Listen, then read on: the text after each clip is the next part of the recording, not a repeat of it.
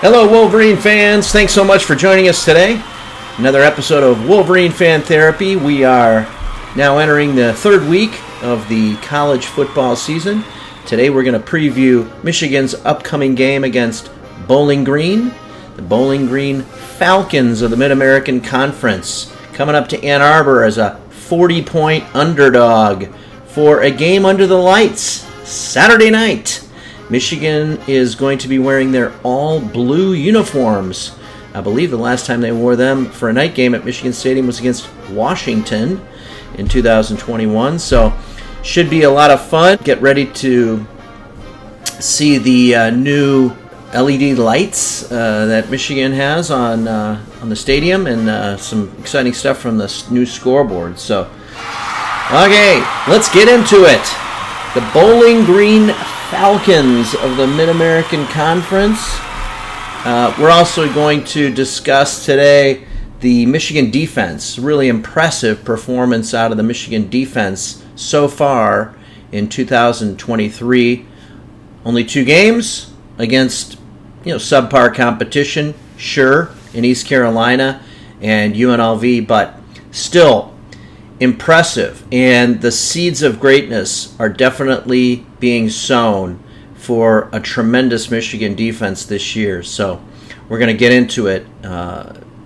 Defensive line, linebackers look fantastic, and the defensive backfield, led by Mike Sainristil, also looks pretty good. And we have to point out one more time that Michigan is without its 2 potential All-Americans in Rod Moore and Will Johnson. They haven't played really at all in 2023 in the first 2 games. So, all right, let's get into it. The Bowling Green Falcons of the Mid-American Conference. So, you're going to recognize their coach, Scott Loeffler, former quarterbacks coach at Michigan, and well known to the Michigan family.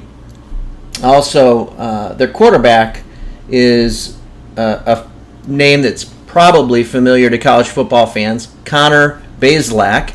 He's been around for a while. I think he's 23 or 24 years old. He played 3 seasons at Missouri before transferring to Indiana, where he did see some action against our Michigan Wolverines. And now he's at Bowling Green. So he's a capable quarterback, 6'3", 225 pounds. He's got a strong arm. So Bowling Green is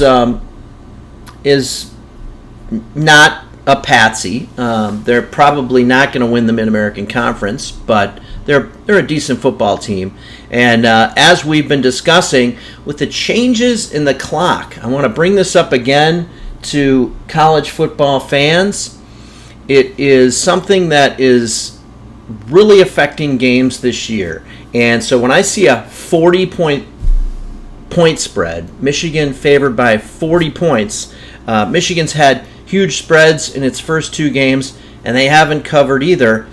And I'm of the mind that one of the primary reasons are these new changes. So what's happening, in case you aren't aware, is that for most of our lives in college football, when someone would get a first down, the clock would stop. So 1st and 10, you throw a 15-yard pass over the middle. Yay, congratulations, we got a first down. We move the chains, the clock would stop. Now, this year, that clock is running.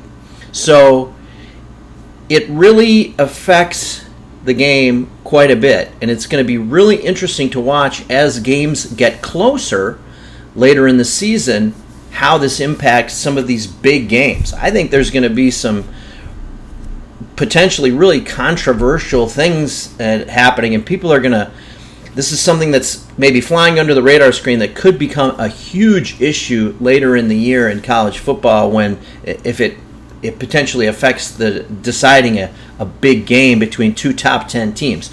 Right now, though, how it's affecting things is in the UNLV game, Michigan gets up 35-0, and it's the end of the third quarter.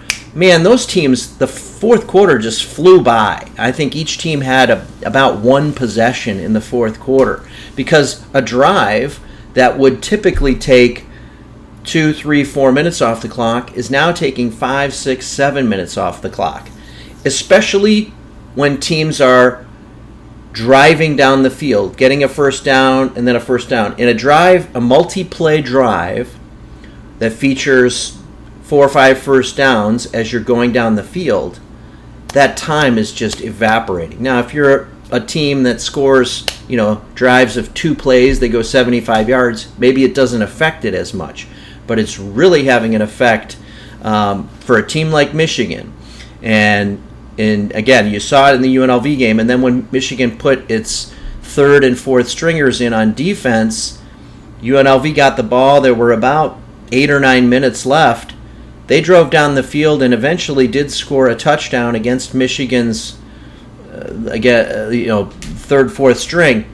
And after they scored the touchdown, the game was pretty much over. It was about a minute left on the clock. So it's affecting the point spread. So for that reason, I probably would stay away from this point spread, and I wouldn't be surprised. I think it's probably likely that Bowling Green is more than likely able to cover a 40-point point spread. Again, Michigan wins the game 42-3.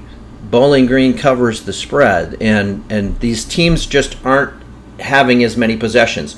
On average, nationwide in college football this year, because of these changes to the clocks, the games are about 35 to 40 minutes faster in overall clock time. So instead of 4 hours, it's 3 hours and 25 minutes or 3 hours and 20 minutes.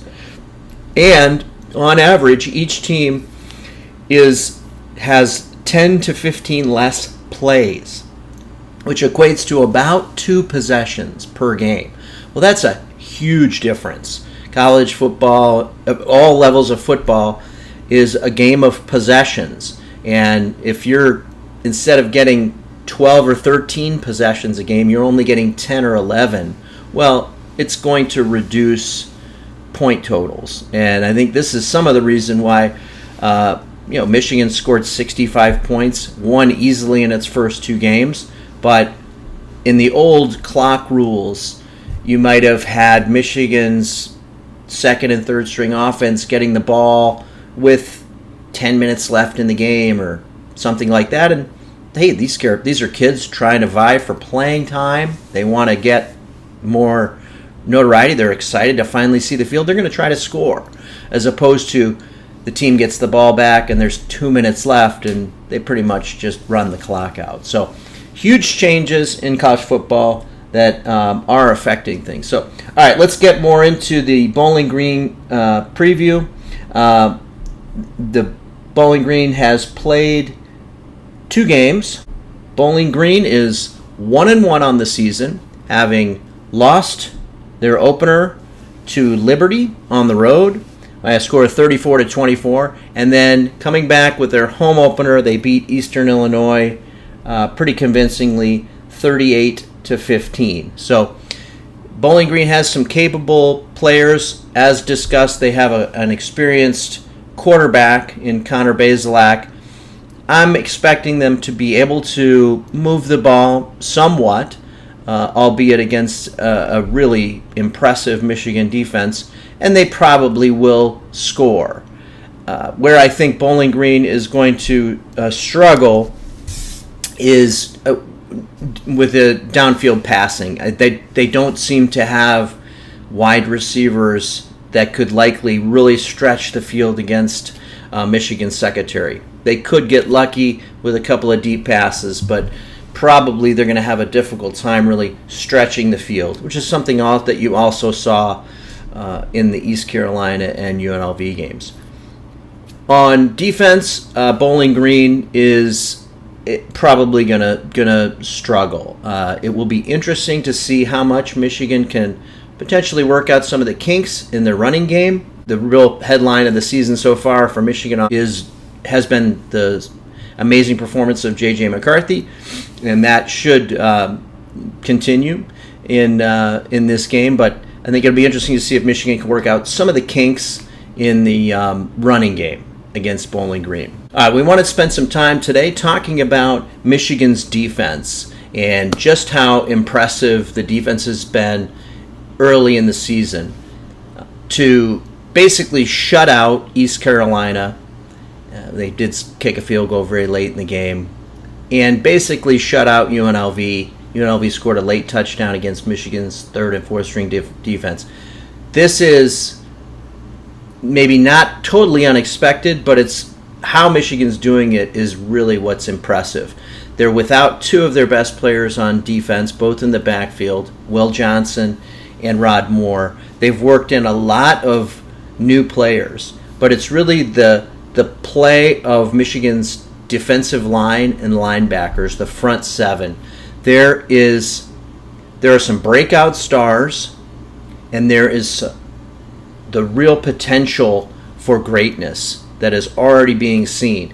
You can see when Michigan gets these players back in the defensive backfield, and they're able to pair with this defensive line and linebackers, it really could be a special defense. So let's talk about, and of course Jesse Minter is still the defensive coordinator. He obviously impressed everybody greatly last year, and we were really glad that he didn't leave. So let's get into that. Who are we talking about on the defensive line? Well, the breakout stars, we knew Chris Jenkins is probably going to be a high draft pick next year. Some mock drafts have him in the second round. I think he's probably going to leak back into the first round, but you've got Mason Graham, 55, a sophomore, Kenneth Grant, 78. Both of these players are playing on the interior of Michigan's defensive line, and they're grading out some of the highest grades on Pro Football Focus for the overall defensive performance. They're incredibly disruptive. Kenneth Grant especially looks like a prototypical NFL defensive tackle. He's absolutely massive out of Merrillville, Indiana. The potential was there last year. He wasn't able to see very much playing time. He's now seeing a tremendous amount of playing time. You mix him in there with Chris Jenkins and Mason Graham, among others, Cam Good, number 99.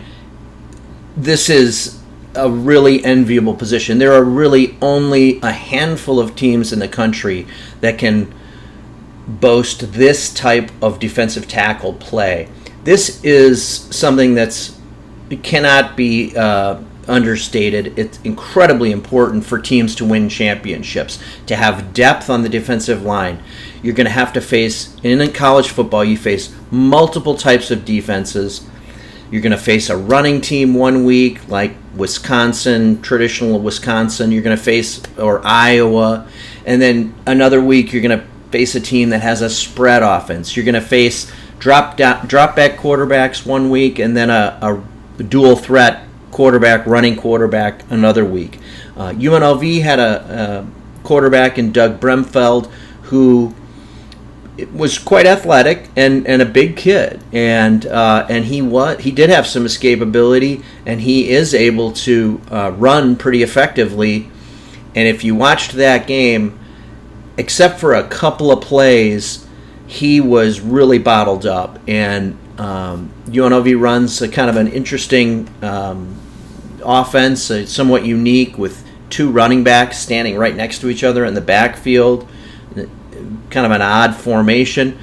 And they were really trying to get Doug Brumfeld and some of their other players out in space. And because of the disruptive nature of that interior defensive line for Michigan, they just weren't able to do that. So I think this bodes really well. Again, depth is incredibly important as you go through a long season in the Big Ten and potentially afterwards. So, and we haven't even yet talked about the rush ends for Michigan.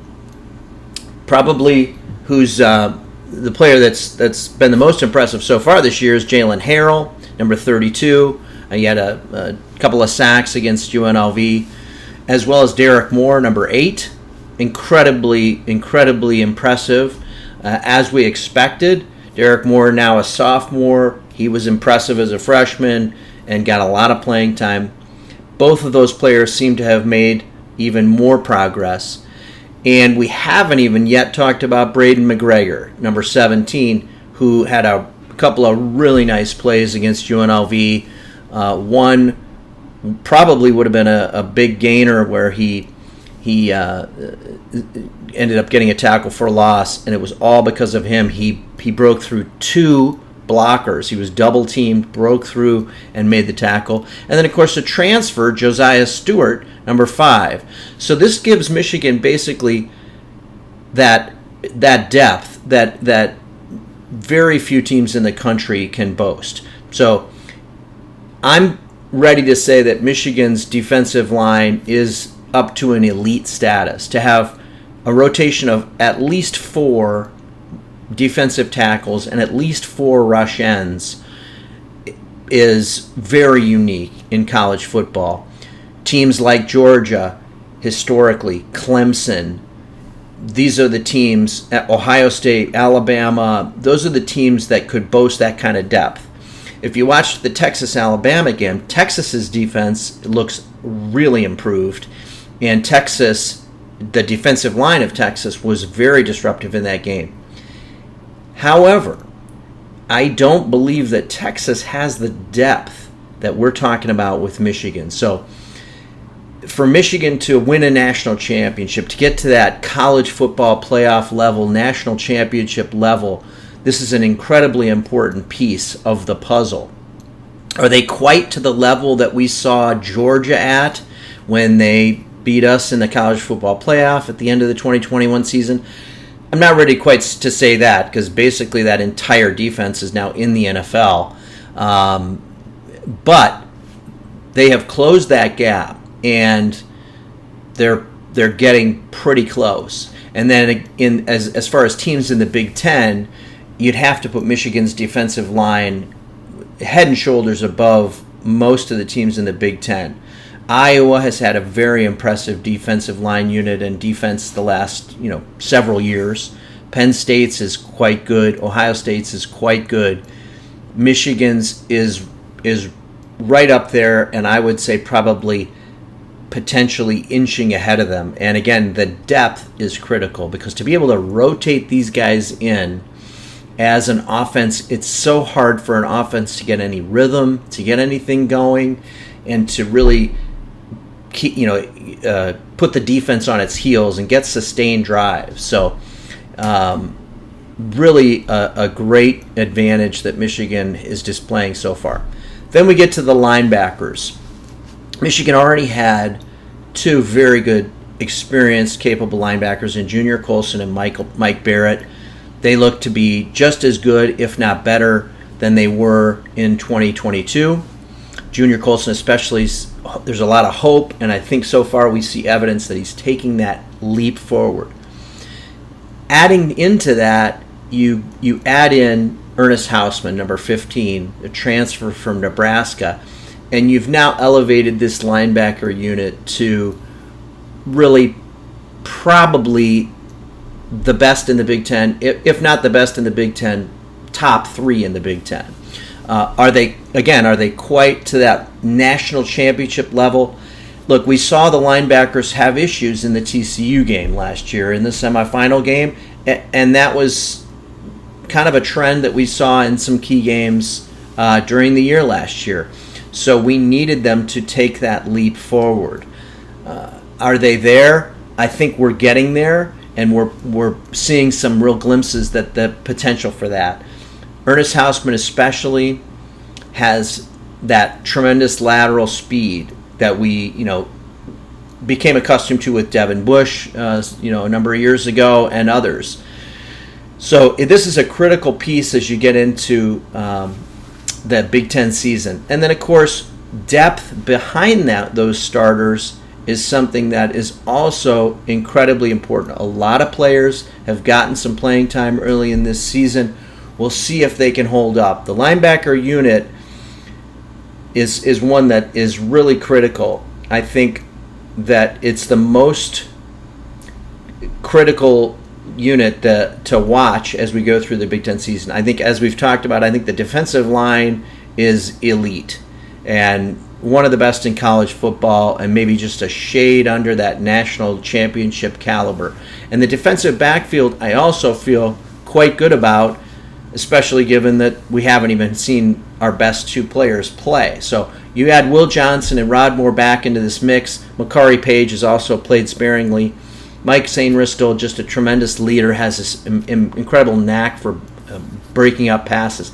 You add all those guys in, I think the defensive backfield is also at an elite level.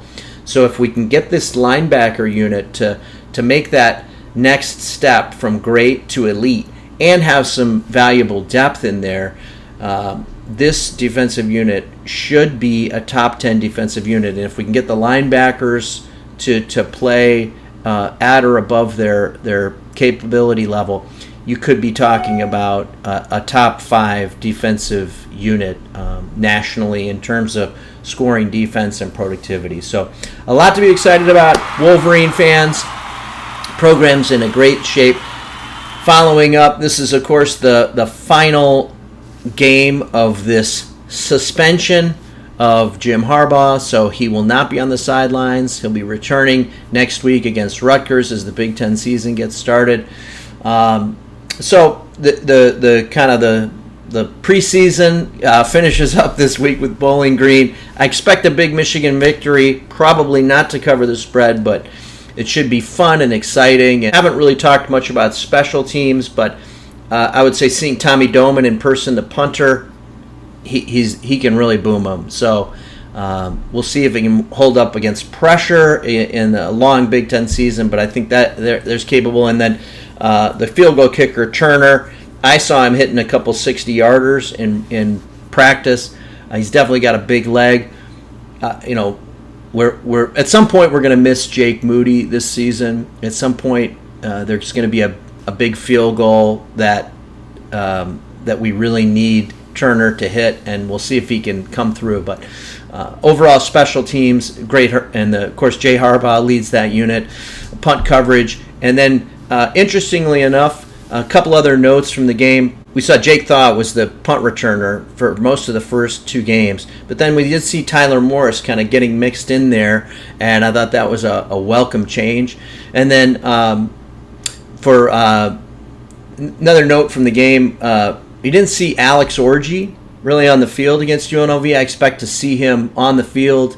Harbaugh had a weird reference to substitution error. It was really a strange thing. It's like nobody knew that they were supposed to put Alex Orji in the game instead of Jaden Denegal. But anyway, who knows what the truth is. But we said he should see Alex Orji. There's been a lot of rumors about him as punt returner and kick returner. Who knows if that's if we'll ever see that. But I think we should hopefully see him some in the second half as a quarterback. For now, I think Jack Tuttle and Davis Warren are the first backups. I'd like to see some more reps out of Jack Tuttle to see how capable he is. He's, of course, the transfer from Indiana. He does have some game experience, so it'd be nice to see if we can get him some real playing time. He had the one play against UNLV, but he got hit out of bounds, and he looked like he was fine, but maybe had a bruise on his arm or something, so he didn't come back in the game. So, all right, that's it for today, Wolverine fans. These are the best of times, so enjoy every second of it. Soak it in. I know not a hugely competitive non-conference schedule, but setting us up for a really good season in 2023. So enjoy the game on Saturday. We'll be back for full recap of the Bowling Green game afterwards. And go Blue! Hey, listen, if you enjoyed this video, if you enjoyed this podcast, do us a huge favor and hit that subscribe button. And please hit the like button. And hey, if you got something to say, please comment and share with your friends. Let's help grow our community. Wolverine Fan Therapy, we're all in this together. Let's go Blue!